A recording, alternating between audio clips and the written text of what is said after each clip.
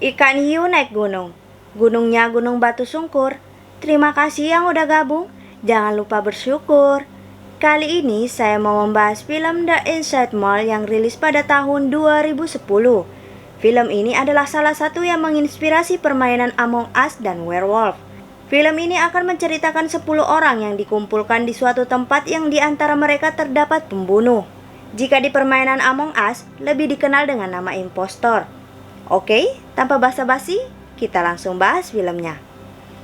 Tapi video ini mengandung spoiler ya. Jika tidak keberatan dengan spoiler, tonton videonya sampai habis.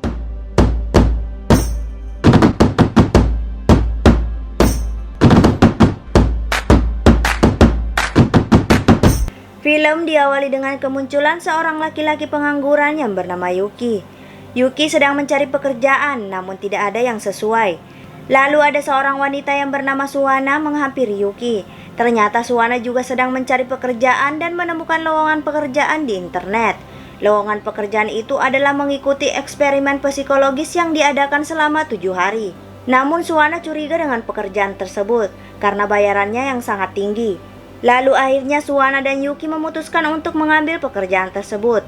Dan ternyata yang ikut dalam pekerjaan tersebut ada 10 orang. Lalu mereka semua dibawa oleh pihak perusahaan ke sebuah bangunan terpencil. 10 orang tersebut lalu masuk ke dalam bangunan itu. Saat di dalam bangunan itu, mereka akan diberi instruksi oleh pihak perusahaan yang berbicara melalui speaker. Lalu mereka meletakkan semua barangnya di loker termasuk alat komunikasi sesuai dengan perintah dari pihak perusahaan. Setelah mereka memasukkan barangnya ke loker, lalu mereka masuk ke sebuah ruangan besar yang ada di bawah tanah pada bangunan itu. Setelah mereka masuk ke ruangan tersebut, tiba-tiba saja pintunya tertutup. Hari pertama eksperimen pun dimulai. Di ruangan itu mereka melihat sebuah angka yang menunjukkan waktu eksperimen. Namun mereka tidak mengerti dengan angka yang ada di bawah waktu eksperimen itu. Lalu mereka semua memperkenalkan diri mereka satu persatu sambil memakan hidangan yang telah disediakan. Peserta pertama bernama Osaka. Osaka adalah seorang dokter yang ikut eksperimen itu karena penasaran dengan konsep yang dibuat oleh pihak perusahaan tersebut. Peserta kedua bernama Wakana.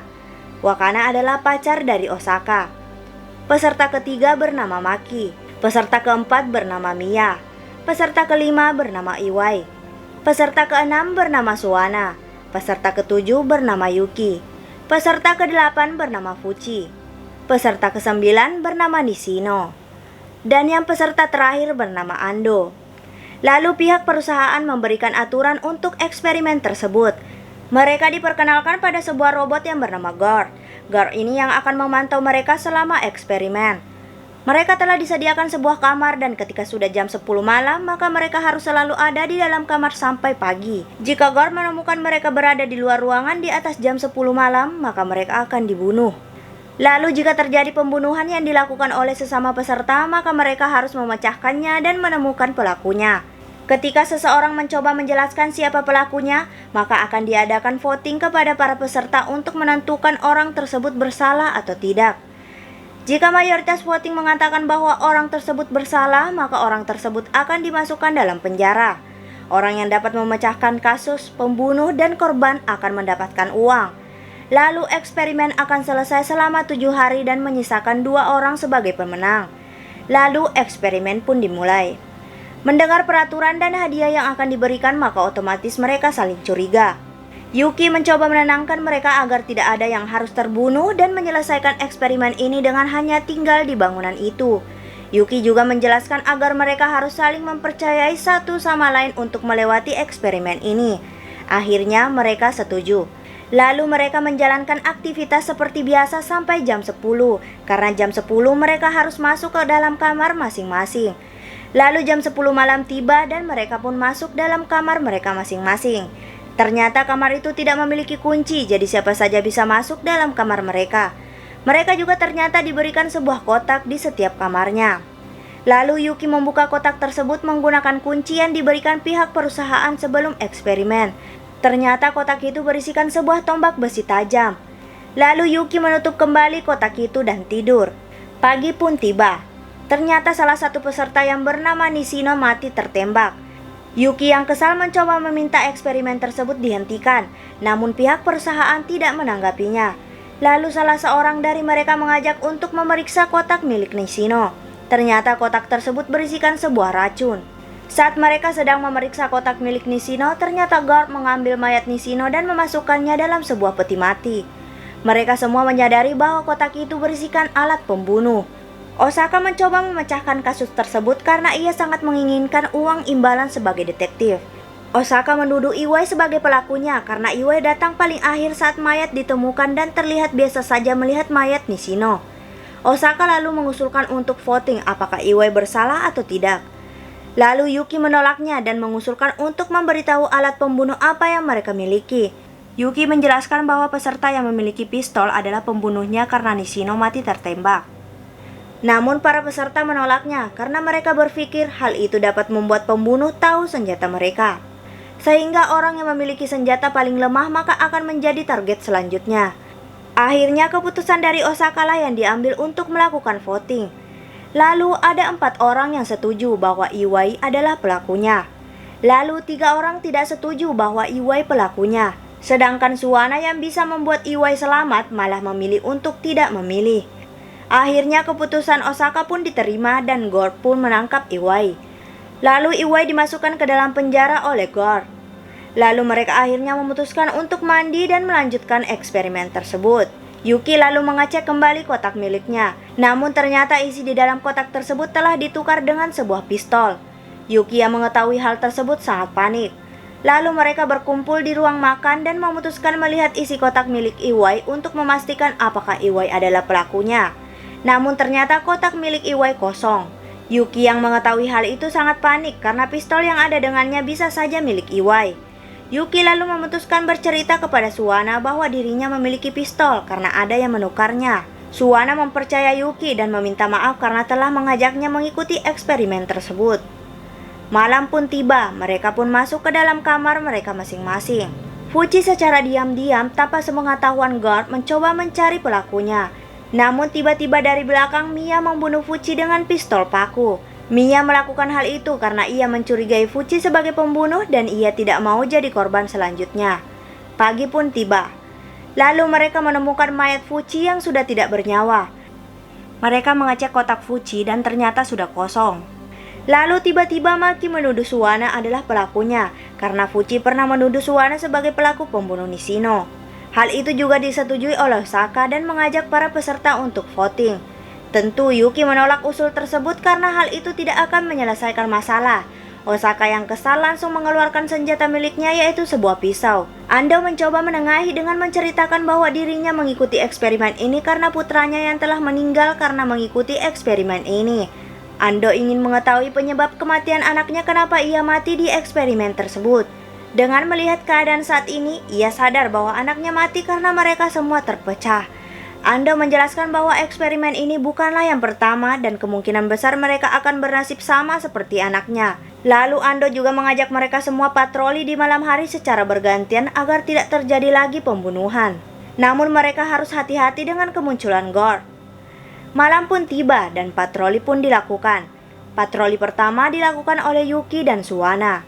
Saat mereka sedang patroli, ternyata pasangan Osaka dan Wakana sedang melakukan hubungan seksual di dalam peti mati. Lalu Wakana meninggalkan Osaka karena kini giliran Wakana lah yang melakukan patroli. Namun saat Osaka sendiri di ruangan tersebut, tiba-tiba entah mengapa atap dari ruangan tersebut turun dan menjepitnya hingga tewas. Esok pagi pun tiba dan mereka menemukan Osaka telah tak bernyawa. Saat mereka sedang di ruangan itu, tiba-tiba Maki yang berada di luar menemukan remote control atap ruangan tersebut. Mereka semua mencurigai bahwa Maki lah pelakunya, namun Maki mengelaknya. Maki yang panik langsung kabur meninggalkan mereka. Ando dan Yuki mencoba menanyakan hal yang sebenarnya kepada Maki. Lalu Maki yang panik langsung mengeluarkan senjata yang ia miliki yaitu crossbow untuk melindungi dirinya. Namun tiba-tiba datang Wakana dengan senjatanya yaitu kapak dan langsung menebas Mika. Setelah membunuh Mika, Wakana memutuskan bunuh diri. Akhirnya mereka melanjutkan eksperimen tersebut yang bersisa 4 orang dan masih belum bisa mengetahui siapa pembunuh dari mereka berempat. Lalu kita diperlihatkan Mia yang sedang membuat es teh manis dengan ditambahkan obat penenang otot. Mia pun memberikan es teh manis itu kepada Yuki, Ando, dan Suwana. Dan akhirnya mereka meminum es teh manis tersebut. Lalu malam hari pun tiba. kita diperlihatkan Yuki menemui Mia secara diam-diam. Yuki sebenarnya mencurigai Mia dan mengajak Mia untuk tidak melakukan pembunuhan lagi.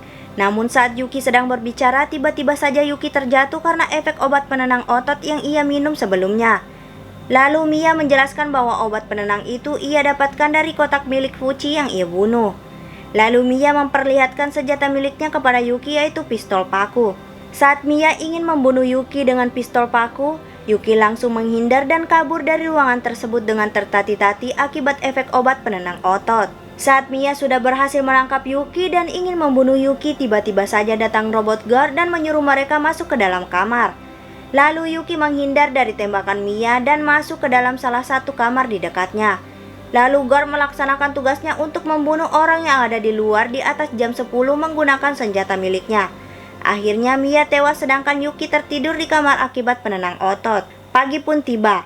Yuki menjelaskan kepada mereka bahwa mereka telah diberikan obat penenang otot. Yuki juga menjelaskan bahwa Nishino mati karena ditembak oleh guard. Lalu Yuki juga menyadari bahwa sebenarnya Nishino bukan mati karena dibunuh oleh pistol peserta lain, melainkan dibunuh oleh guard. Lalu Yuki memberitahu senjatanya, yaitu sebuah pistol, dan meletakkannya di atas meja agar mereka semua bisa saling mempercayai. Ando juga mengeluarkan senjatanya berupa besi tajam, namun Suwana tidak menunjukkan senjatanya. Lalu mereka melewati hari kelima tersebut tanpa adanya pembunuhan. Hari ke-6 pun dimulai. Mereka semua berkumpul di ruang makan.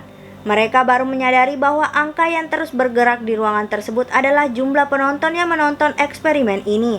Ando menyimpulkan bahwa eksperimen ini disiarkan secara langsung. Singkat cerita, malam pun tiba dan mereka tidur. Saat pagi tiba di mana hari terakhir eksperimen, Yuki menyadari bahwa pistol dan besi tajam yang ada di meja telah hilang. Yuki mencoba mencari Suwana dan Ando di kamarnya, namun mereka juga menghilang. Lalu ia terus mencari dan menemukan bahwa penjara tempat Iwai dikurung telah dibuka. Ternyata di penjara tersebut terdapat sebuah CCTV dari bangunan itu. Lalu Yuki ke ruangan peti mati dan ternyata terdapat mayat Ando. Tiba-tiba Iwai datang dan berusaha membunuh Yuki. Iwai mengatakan bahwa dirinya lah yang membunuh Osaka dengan menggunakan senjatanya, yaitu remote control atap. Lalu Iwai membuang remote tersebut di celah ruangan dan ditemukan oleh Maki. Lalu Iwai menuduh bahwa Yuki lah yang membunuh Ando, namun Yuki membantahnya dan menuduh Iwai pelakunya. Lalu Iwai yang kesal langsung menusuk kaki Yuki menggunakan besi tajam dan ingin membunuhnya. Namun Yuki dapat melarikan diri dan kabur dari tempat itu. Lalu Iwai mengejarnya dan menangkapnya. Iwai terus ngotot bahwa Yuki lah yang membunuh Ando. Saat Iwai ingin membunuh Yuki, tiba-tiba datang Suwana membawa pistol milik Yuki dan ditodongkan ke kepala Iwai. Namun Iwai bisa merebut pistol itu dan ingin membunuh mereka berdua. Namun saat ia menembak, pistol itu malah meledak dan membunuh Iwai. Ternyata pistol itu telah dimodifikasi oleh Ando agar yang menggunakannya mati. Akhirnya Yuki dan Suwana memenangkan eksperimen tersebut dan pintu keluar pun terbuka. Lalu kita diperlihatkan Yuki mendapatkan hadiah dari pihak perusahaan. Namun ternyata Suwana adalah bagian dari pihak perusahaan. Suwana lah yang mengajak para peserta agar mengikuti eksperimen itu termasuk Yuki. Ternyata Suwana juga yang melepaskan Iwai dari dalam penjara. Suwana juga lah yang menukar senjata Yuki menjadi pistol. Lalu Suwana pergi meninggalkan Yuki. Tiba-tiba muncul Ando. Ternyata Ando pura-pura mati agar tidak terbunuh dan dapat menyelesaikan eksperimen itu. Di akhir film kita diperlihatkan Yuki dan Ando meninggalkan tempat tersebut. Oke, film pun berakhir. Jika suka dengan channel ini, mohon di subscribe. Jika ada film yang ingin dibuatkan alurnya, komen aja. See you.